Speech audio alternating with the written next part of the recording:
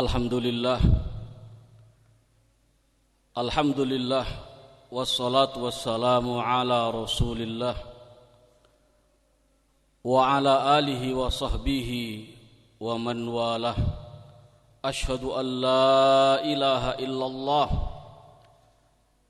wa ashhadu anna muhammadan abduhu wa rasuluh wa ba'd.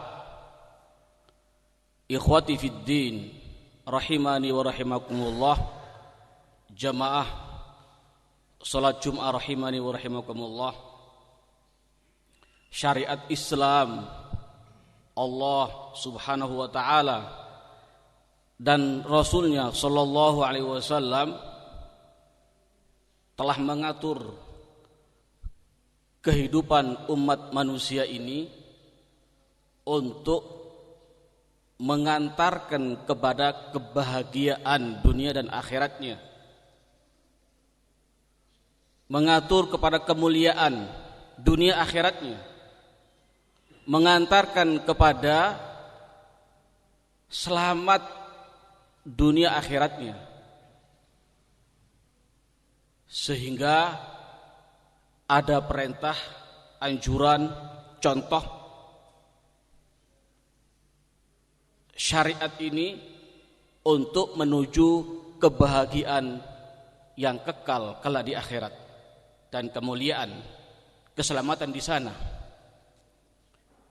Bagi yang menjalani perintah Allah dan Rasulnya, mensuri tauladani Rasulullah sallallahu alaihi wasallam, taat kepada Allah dan Rasulnya untuk menjalani segala perintah dan yang baik.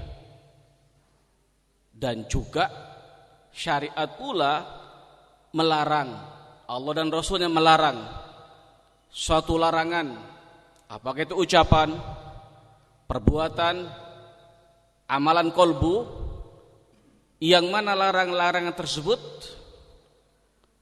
na'udzubillah akan mengantarkan kepada kecelakaan, kenistaan, kerugian, siksaan, azab dari Allah subhanahu wa ta'ala. Sehingga dilarang untuk dijauhi, ditinggalkan, dihindari. Oleh karena itu, segala upaya untuk kita semua mendekatkan diri kepada Allah subhanahu wa ta'ala, menjadi hamba yang baik, diridhoi dan dicintai oleh Allah dan Rasulnya sallallahu alaihi wasallam pun juga diatur. Satu contoh permisalan dari sekian perbuatan ibadah kita kepada Allah subhanahu wa ta'ala adalah mencari sahabat, mencari teman, mencari komunitas, pergaulan. Diperintah oleh Allah subhanahu wa ta'ala, wa kunu ma'as shadiqin. Hendaklah kalian bersama orang-orang yang jujur. Karena kejujuran itu mengantarkan kepada kebaikan, dan kebaikan mengantarkan kepada jannah, jannatullah. Sehingga diperintah oleh Allah subhanahu wa ta'ala dalam ayat tadi. Dan Rasulullah sallallahu alaihi wasallam pun juga menyebutkan dalam sekian hadis yang sahih dan mencontohkan akan kejujuran tersebut dan akan mulianya dan baiknya, baik di dunia maupun di akhirat kelak, yang akan didapati persahabatan, pergaulan, komunitas di atas kejujuran dan keikhlasan kepada Allah subhanahu wa ta'ala.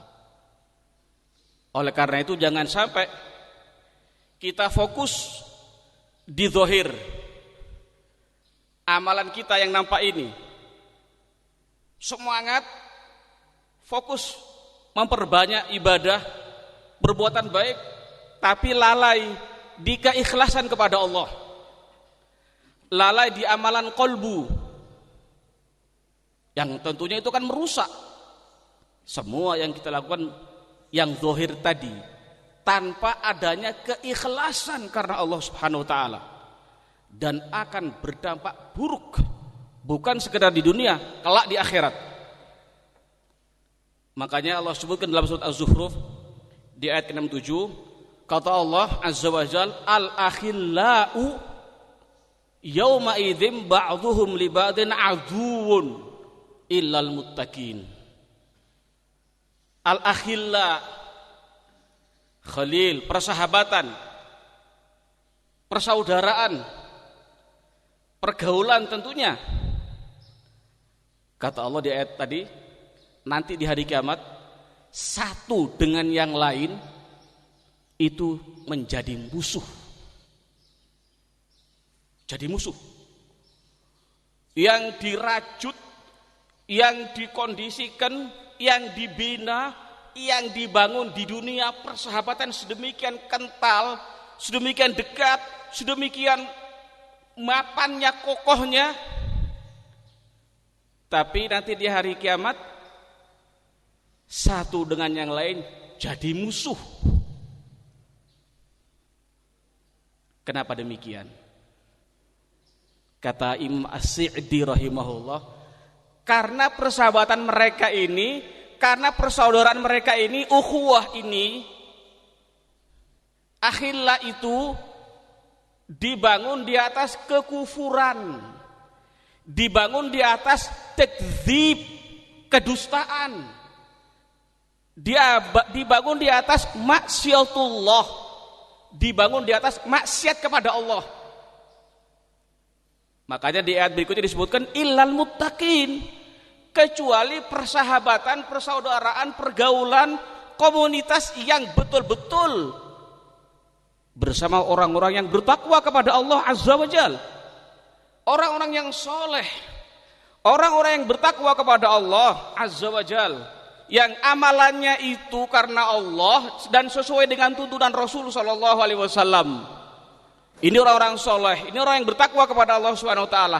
Yang seperti itu ketika di dunia bergaul, bersahabat, bersaudara, ukhuwah di atas takwa, di atas cinta karena Allah, di atas ikhlas murni hanya Allah Azza wa Jal, hanya karena Allah Azza wa Jal, itu tadum sampai di akhirat kelak.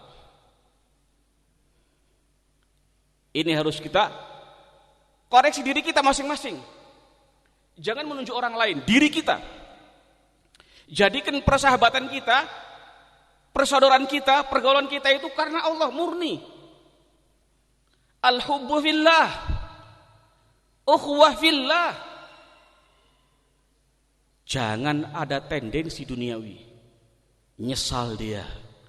Ali bin Abi Thalib radhiyallahu anhu menyatakan apa? Kullu ikha'in munqati'un.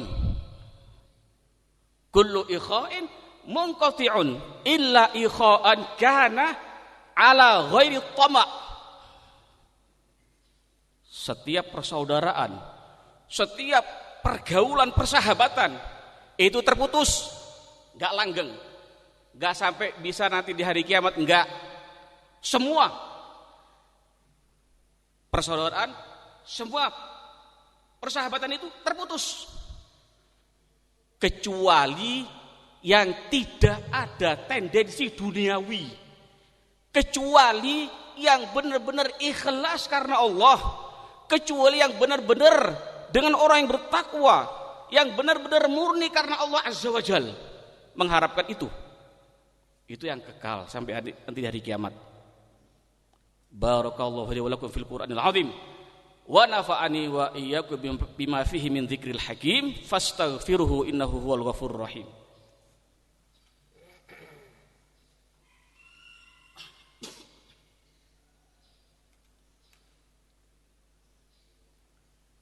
Alhamdulillah alladzi hadana li hadza wa ma kunna linahtadiya laula an hadanallah. Asyhadu an la ilaha illallah wa asyhadu anna Muhammadan abduhu wa rasuluhu wa ba'd. Hadirin rahimani wa rahimakumullah.